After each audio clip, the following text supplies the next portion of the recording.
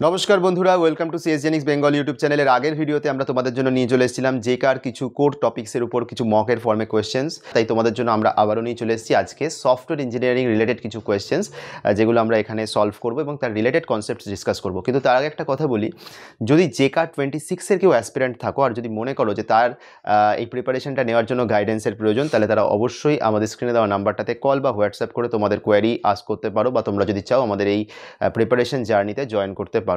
তাহলে চলো আজকে আমরা সফটওয়্যারের ইঞ্জিনিয়ারিংয়ের উপর যে কোয়েশ্চেন্সগুলো রয়েছে সেগুলোকে আমরা ডিসকাস করা শুরু করি।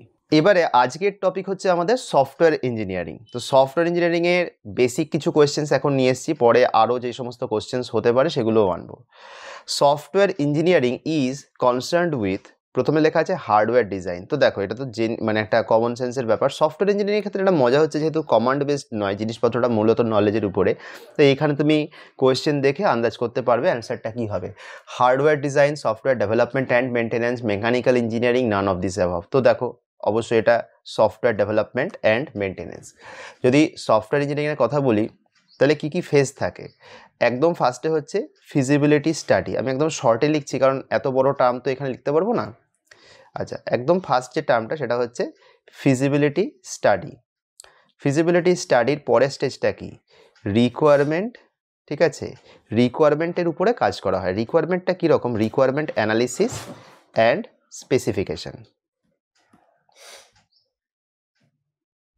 Requirement analysis and specification. এরপরে কি হয়? এরপরে হচ্ছে ডিজাইন। ঠিক আছে, তারপরে হচ্ছে কোডিং মানে ইমপ্লিমেন্টেশন অ্যান্ড ইউনিট টেস্টিং। ঠিক আছে, তারপরে হচ্ছে সিস্টেম টেস্টিং অ্যান্ড ইন্টিগ্রেশন, আর ফাইনাল স্টেজে হচ্ছে মেনটেনেন্স। জানি একদম শর্টে লিখলাম, বাট আমার মুখের কথা তোমরা আশা করি বুঝতে পারবে। তো দেখো, software development and maintenance. Development হচ্ছে সিস্টেম টেস্টিং অ্যান্ড ইন্টিগ্রেশন অবধি, আর তারপরে যখন মেনটেনেন্স হচ্ছে মেনটেনেন্স তো মেনটেনেন্সই। তো the primary goal of software engineering is fast coding, quality software, expensive systems, large code base. এক হিসেবে তো যে কোনো কোম্পানি এই চারটে জিনিসই চায়, যে ফাস্ট কোডিং, এক্সপেন্সিভ সিস্টেম হয়তো সবাই চায় না, কোয়ালিটি সফটওয়্যার সবাই চায়, এক্সপেন্সিভ সিস্টেম হয়তো সবাই চায় না, বাট লার্জ কোড বেস।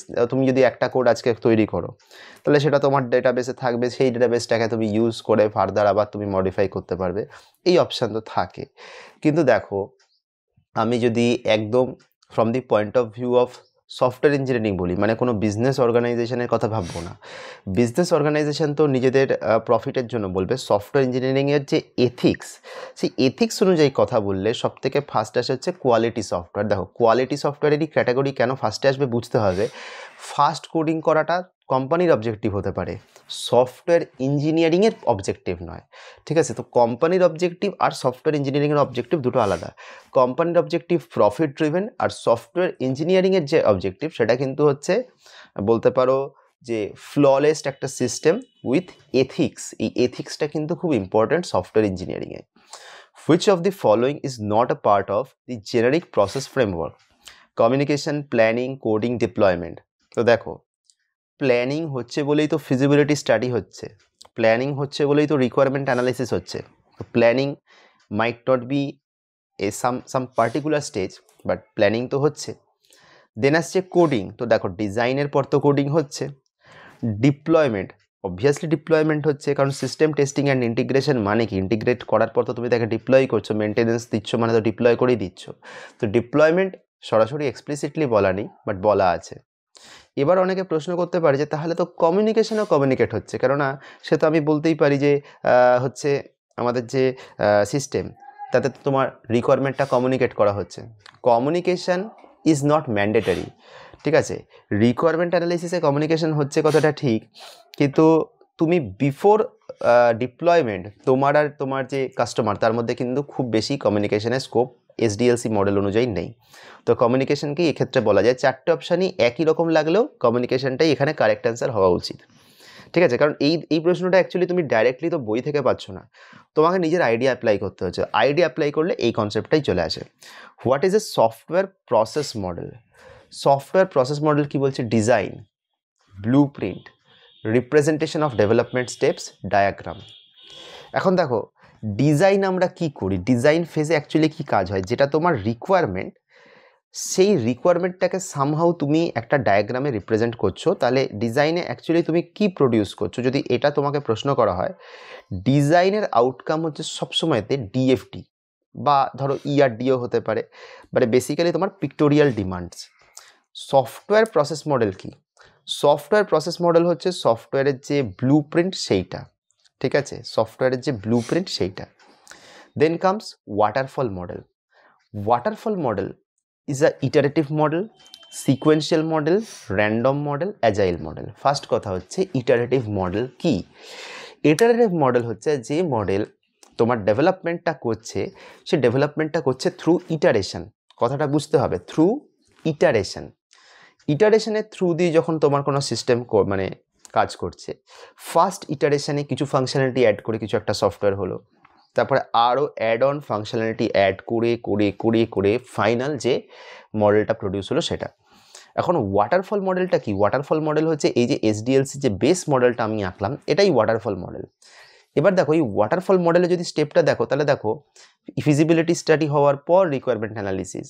এরকম তো নয় যে ফিজিবিলিটি স্টাডির পরেই ডিজাইনে চলে যেতে পারছি। যদি যেতে পারতাম তাহলে এটাকে র্যান্ডম মডেল বলতাম, সেটাও বলতে পারবো না। অ্যাজাইল পুরোপুরি আলাদা মডেল। তাহলে এটা কোন মডেলের সাথে এটার মিল হচ্ছে, অবভিয়াসলি সিকোয়েন্সিয়াল মডেল, তাহলে সিকোয়েন্সিয়াল মডেল হবে। এরপরে বলছে which model allows back tracking. Actually দেখো এই প্রশ্নটাতে যে অপশানগুলো দেওয়া আছে, অপশানটা কনফিউজিং, অ্যাম্বিগুয়াস। তার কারণ হচ্ছে ওয়াটারফল মডেল কখনো ব্যাক ট্র্যাকিং অ্যালাউ করে না, কিন্তু iterative waterfall model back tracking allow করে। কারণ আমি যেহেতু কোয়েশ্চেন এবং অপশানস আমি নিজে সবসময় বানাই না, আমি কিছু জায়গা থেকে সোর্সও করি, তো এখানে এই অপশানগুলো ছিল। অপশানগুলোর মধ্যে কনফিউজিং এই জন্য কারণ ওয়াটারফল মডেলে ব্যাকট্র্যাক হয় না, ব্যাকট্র্যাকটা হয় ইটারেটিভ ওয়াটারফল মডেলে। স্পাইরাল মডেল, ইটারেটিভ মডেল, তো তুমি বলতে পারো যে স্পাইরালে তো তুমি ওই কোয়াড্রেন্ট ওয়াইজ ঘুরে ঘুরে ঘুরে ঘুরে তোমার রিকোয়ারমেন্ট অ্যাড করে করে বানাতে পারো, এটাকে ব্যাকট্র্যাকিং তো বলা যায় না। এর উত্তরটা ওয়াটারফলই হবে, বাট ওয়াটারফলটা অ্যাকচুয়ালি কারেক্ট অ্যান্সার নয়, এটা বলা উচিত ছিল ইটারেটিভ ওয়াটারফল মডেল। ঠিক আছে, ইটারেটিভ ওয়াটারফল মডেল কি করে, ফিডব্যাক দেয়। ফিডব্যাক নিয়ে তুমি যদি প্রত্যেকটা স্টেজে যদি আগের স্টেজের জন্য ফিডব্যাক দাও, তাহলে ফিডব্যাক নিয়ে তুমি নেক্সট স্টেজে কিছু ইনকর্পোরেট করতে পারো। এইটা হচ্ছে ইটারেটিভ ওয়াটারফল মডেলের কনসেপ্ট। তো ওয়াটারফল মডেল কথাটা বলাটা উচিত হবে না। আচ্ছা, এবারে আমরা নেক্সট প্রবলেমটাতে আসি। Agile methodology emphasises. Agile model বলে একটা মডেল পড়লাম না একটু আগে, অ্যাজাইল মেথডোলজি ওডি concept.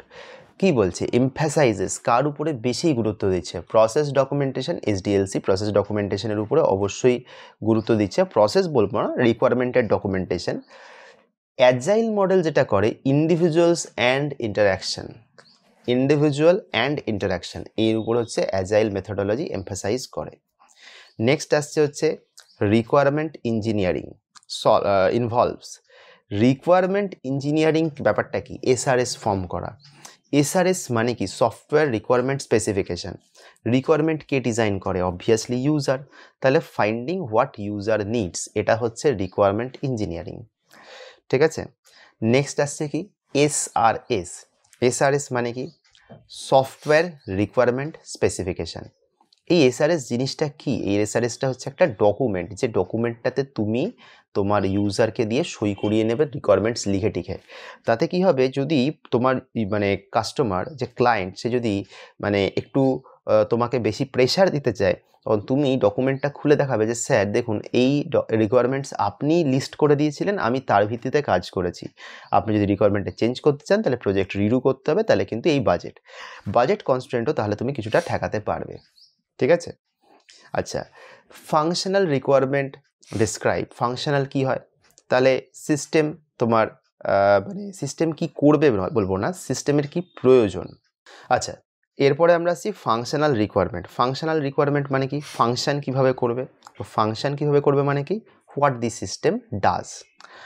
Non functional requirements, non functional requirement বলতে গেলে কি, সিস্টেম কি করছে বলবো না, নন ফাংশনাল রিকোয়ারমেন্ট হচ্ছে মানে তোমার ফাংশন কিভাবে করছে বা তার সেটা কত এফিশিয়েন্টলি করছে, মানে performance and quality.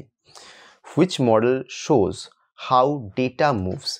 Data move যদি বলো তাহলে তার জন্য ডেটা ফ্লো ডায়াগ্রাম বা ডিএফডি, তো ফুল ফর্মটা লেখা আছে, এগুলো মাথায় রাখতে হবে।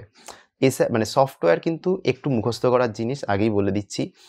ডিবিএমএস ওএসএ যেরকম টপিক বুঝলে ব্যাপারটা হয়, এখানে অনেক মানে টার্মসই খুব ফাজি, এই জিনিসগুলো ভালো করে মনে রাখতে হবে। আরও কোয়েশ্চেন্স নিয়ে আসবো সফটওয়্যার ইঞ্জিনিয়ারিংয়ের, বাট তার আগে একটা কথা বলি, যদি তোমাদের ভিডিওটা ভালো লেগে থাকে তাহলে অবশ্যই আজকে আমাদের চ্যানেলে যদি সাবস্ক্রাইব না করা থাকে তাহলে সাবস্ক্রাইব করে দিও, ভিডিওটা লাইক করো, ভিডিওর কমেন্ট সেকশানে কমেন্ট করো, আর পারলে বন্ধুদের মধ্যে শেয়ার করো। আর যদি কেউ মনে করো জেকার 26-এর স্পেশালাইজড গাইডেন্স তোমাদের প্রয়োজন, তাহলে অবশ্যই আমাদের স্ক্রিনে দেওয়া নাম্বারটাতে কল বা হোয়াটসঅ্যাপ করে তোমরা জেকার 26 সেশনের জন্য তোমরা সিট বুক করতে পারো। আমরা কিন্তু জেকার 26-এর সেশনও জাস্ট শুরু করে দিয়েছি, যেহেতু 25 ডিলেড হয়েছে তো কিছু করার নেই, কিন্তু 26কে নিয়ে আমরা কোনো আর রিস্ক নিতে চাই না। তো তোমরা তাড়াতাড়ি জয়েন করে নিতে পারো, তাতে তোমাদেরই হয়তো লাভ হবে। আর থ্রু আউট জেকার 25-এর প্রিপারেশনের যে ভিডিও, সেটা তো আমরা আমাদের চ্যানেলে নিয়ে আসবো। অনেক ধন্যবাদ যারা পুরো ভিডিওটা দেখলে। খুব তাড়াতাড়ি নতুন কন্টেন্ট নিয়ে আবারও দেখা হবে। ধন্যবাদ।